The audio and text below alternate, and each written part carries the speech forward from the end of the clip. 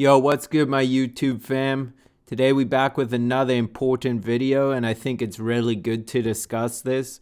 So shout out to Sahas. Sorry if I'm butchering your name, but appreciate you for asking this question because I'm going to turn this into kind of like a mixing video as well for your beats. So I think it'll be a really good subject to touch on. So he said, can we have a tutorial on gain staging and how to not clip or how to maintain proper volumes without clipping? Because volumes feel perfect, but when you add new sounds, the addition of sounds keeps adding up and makes the master clip. And also my mixes sound good in the DAW, but after export it loses a lot of quality and punch. Any solutions? So first off, what I want to say about this is it sounds like you might be letting some like technicalities hold you back. And my first tip of advice is do not let any technicalities about these subjects stop you from moving forward and creating more, because in this day and age, you got to make a shitload of beats. So we'll get into the discussion on gain staging and how not to clip, even though I think sometimes clipping can be beneficial to your mix knocking. And I think a lot of big successful producers are doing that anyway. Yeah, so volumes are going to also add up when you keep adding new sounds. On the master, they're going to add more dB. So you want to be careful with that, and we'll touch on that as well. And for your mixes sounding good in the DAW, but after you export them, it's losing a lot of quality and punch. That sounds like it could be you putting a compressor on the master and then just squishing the shit out of it or over compressing. So you want to be careful with that. So we'll touch on all these subjects and more. I think the first step to making a really dope beat that knocks and sounds good is sound selection and leveling. I think those are the two most important things, because when I'm creating a beat, if it's already not knocking before the track's mixed or anything, then I know that my sound selection is not good. So if you don't feel like your track's knocking before you've mixed it, then it's not going to really knock after, because what you're going to do is end up wasting way too much time trying to make a sound that isn't dope sound dope, and you're just going to fuck your whole track up and putting too much effects on, and it's going to be a headache in the end. So make sure before you start mixing that your track's already dope and it's knocking. And leveling, I think, is super important as well, because if your levels are good, you really don't need to do much in the mix. Like, these tracks are going to an artist and they just need to be feeling it. It needs to knock. They're going to get mixed by a professional engineer properly if this track gets placed with the artist. So what you need to worry about is just having a knocking track that the artist is inspired to write to. Another rule I'd like to say is if it sounds dope, then it's dope.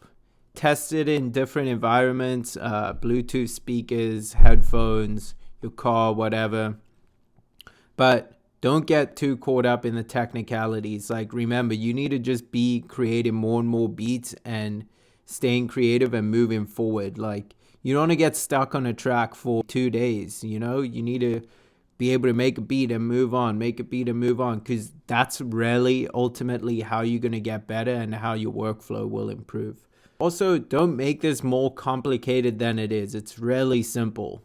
Your goal is to have a dope knocking track that an artist can write to and be inspired to. So let's move into the track. So first I'm going to show you the beat just so you get an idea of it.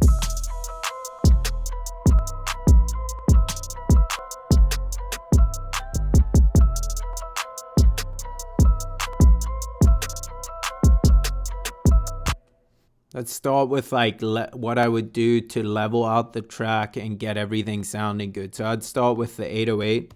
Go to the loudest part of the track, and this is the loudest part of the track because it's got the most melodies.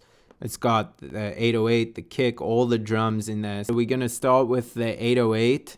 So let's get that to a level that we want in our mix, and then we can move on. So 808, it's at minus 10.1.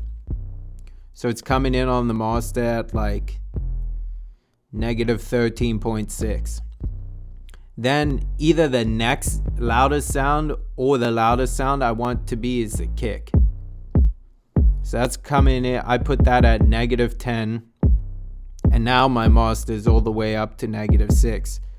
But that's okay because my goal is kind of to have 6 dB of headroom before I master the track.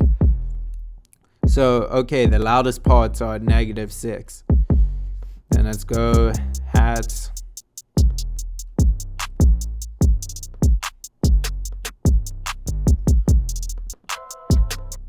Okay, cool. So we'll just add in the rest of the drums. Those levels have obviously already been set, but I started with the loudest things and then brought the rest up. So one tip is say I don't know how loud I want the clap to be. I'll bring it up slowly, and then that's how I think I get the most accurate volume that I want it at. Okay, like that's obviously too soft. Like that sounds pretty good.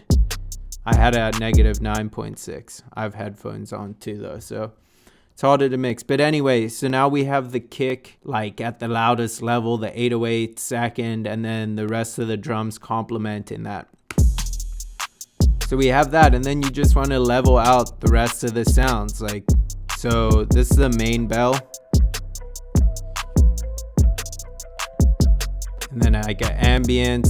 So we wanted that softer, more in the background. And then this high sound that comes in the second part. So as you can hear, everything's kind of complementing it. It's different octaves so that they're not competing with each other. So altogether, the beat sounds good. There's still a lot of space for an artist, and there's not too much going on. Like, you don't want to overcomplicate your tracks because then the artist is going to be overwhelmed and they're not going to be able to get any top line ideas out or any melodies or just any flow. Like, there's going to be too much going on and too much competing. So the next thing I wanted to show you, like, which I think is a good visual representation of mixing your track, is, let's just get an EQ. Thinking about your track like this, like on a frequency, like spectrum kind of level. So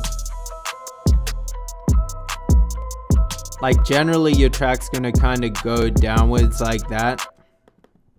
Well, that's kind of how you want it to be. I wouldn't say that's precise on point, but anyway, like think about it. We got the 808. So that's kind of taking up this register, like 30 hertz to like 100 to even like 250 because of the distortion and that.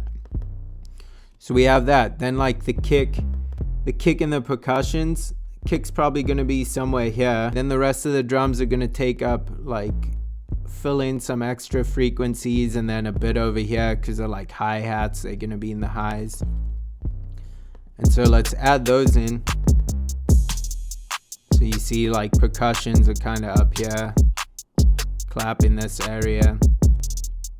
So like think about it like this. If you're a visual person, this is a great way to look at it. Like, I obviously wouldn't get too stuck up in looking at it like this, but just as a mental picture, like everything's gonna take up a little space. So this melody, look at this. I have this like filtered to like 450. So this is like the main area it's taking out. So let's go back into here.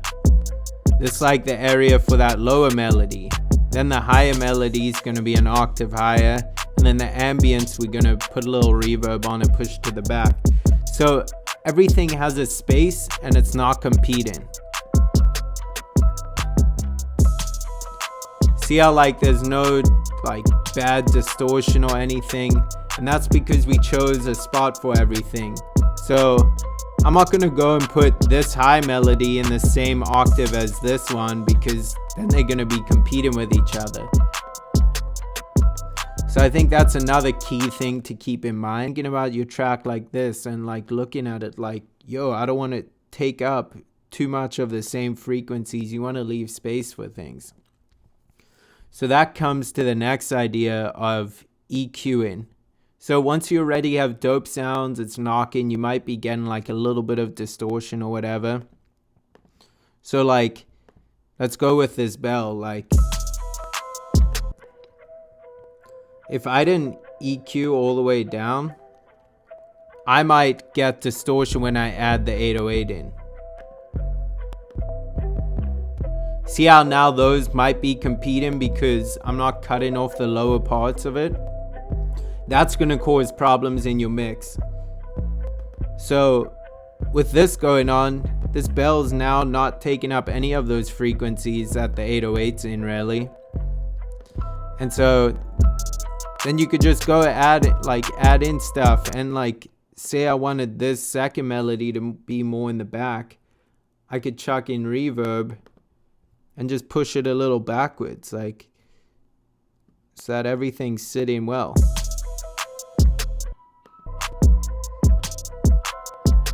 See how that's more up front, and then once I add this reverb in, like pushes it to the back or the sides a little bit. That'll also happen with chorus, give it like more of a stereo field.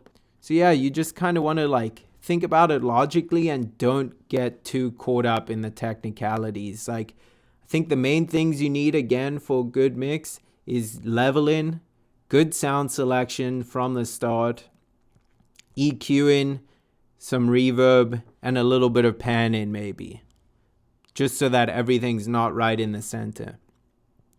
And that's about it. So once you got like all those elements thought out together, it sounds good, then you could go into like leveling. So again, we at the loudest part of the track.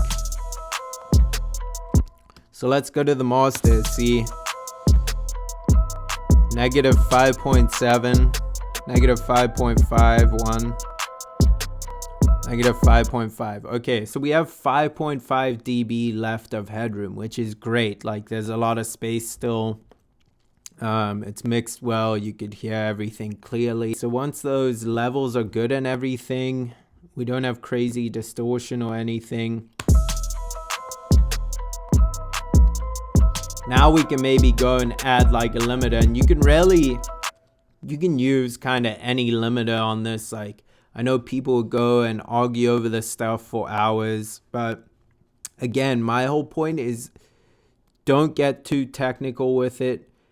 Create your music and move on, because you're going to get better by just trying new things when you make new tracks. But if you stuck on one track for 5 days, you're never going to progress. You're not going to get better. But if you make 5 average beats in a couple days, you're going to learn. You're going to be like, once you listen back to those after a while, you're going to be like, oh, those are trash. I should have done this there. And like you learn ways that you could have bettered your mix. And then, of course, you also should be comparing it to bigger songs or beats that are similar from successful producers and be like, okay, what are they doing? Why does this, like, why is that 808 sitting at like that level compared to the hi-hats or whatever, you know? Let's move on to what you can do when you're mastering it.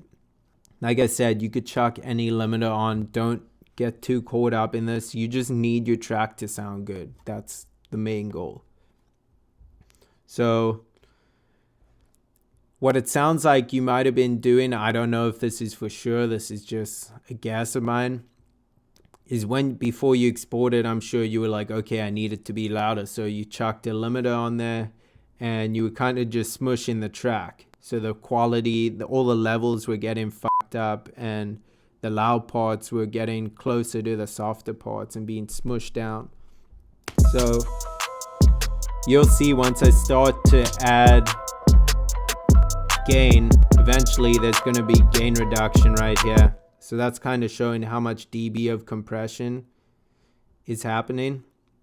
So what it sounds like you were doing is just pushing this up too high and causing way too much gain reduction. See how shitty that sounds? And it's loud, but all the levels get fucked up. And that's just because it's compressing way too hard. But if I just go here and like slowly bring it up till it like starts sounding bad and then pull it back, like that's too much compression. But like I think 8 dB ish is pretty good. Like it's nice and loud. There's not too much compromising of the sound, and I think that's a simple way that you could mix, master, and like just get your track done and move on to the next one, because like I said, you need to just be creating a lot of beats. I think also when you're looking at this, it's like you don't want to cause too much gain reduction. You maybe want to do like a couple dB. So 3 would be about right there. So it looks like I'm doing maybe 1.5, 2.